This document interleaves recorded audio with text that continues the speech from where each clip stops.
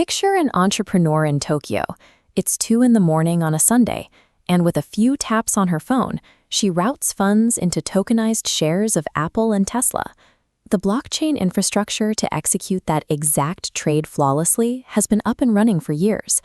But back in 2024, if you tried to run that transaction using US equities, you were effectively breaking the law. The blockade was caused by a specific piece of legislation drafted in 2005, known as Rule 611 of Regulation NMS. Regulators originally wrote Rule 611 to create the trade-through prohibition. This forced all electronic trades to match the absolute best price quoted on any national exchange.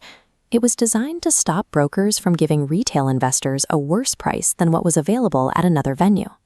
Because of that requirement, a 20-year-old law built to protect early electronic stock trading became a structural barrier that kept borderless, decentralized finance separated from the U.S. equity market. The friction between Wall Street and DeFi stems from a structural clash in engineering architectures.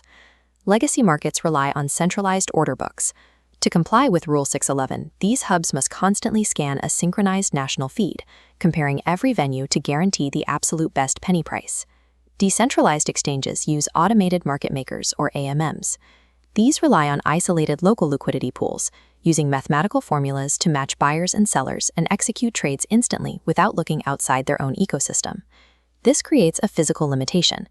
An AMM cannot dynamically poll national legacy feeds, like the New York Stock Exchange, in real time to check for better prices elsewhere. Because the smart contract cannot check that national feed, anytime an AMM executes a tokenized stock trade, it technically commits a trade-through violation. Under legacy laws, the AMM model was illegal. That mechanical incompatibility directly led the SEC to launch an initiative called Project Crypto. They realized that trying to force automated market makers to act exactly like legacy exchanges was a technical impossibility.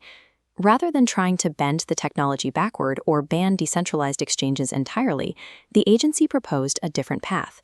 They decided to scrap Rule 611 altogether. In its place, they are proposing a flexible standard known as the Best Execution Framework. Instead of demanding an algorithmic blockade if a stock price is off by a fraction of a cent, Best Execution looks at the totality of the trade. It factors in transaction speed, the gas fees, and protocol reliability, giving legal legitimacy to on-chain liquidity pools. By rewriting the rules to accommodate the math of decentralized pools, regulators are shifting from a posture of prohibition to the active integration of blockchain into U.S. market infrastructure. This change allows tokenized U.S. equities to legally trade on permissionless decentralized exchanges. That creates a continuous, global liquidity layer where the 4 p.m. closing bell no longer applies. It also removes the multi-day delay for a trade to clear, allowing tokenized stocks to settle in a single block with total transparency. That speed enables composability. Because the trade settles instantly, you can immediately move that asset into another protocol, like using a tokenized share of stock as collateral for a decentralized loan. It bypasses traditional institutional gatekeepers. An investor in Buenos Aires can now tap directly into deep U.S. capital markets without needing a complex network of intermediary brokers. The removal of Rule 611 bridges the divide between legacy market plumbing and programmable liquidity.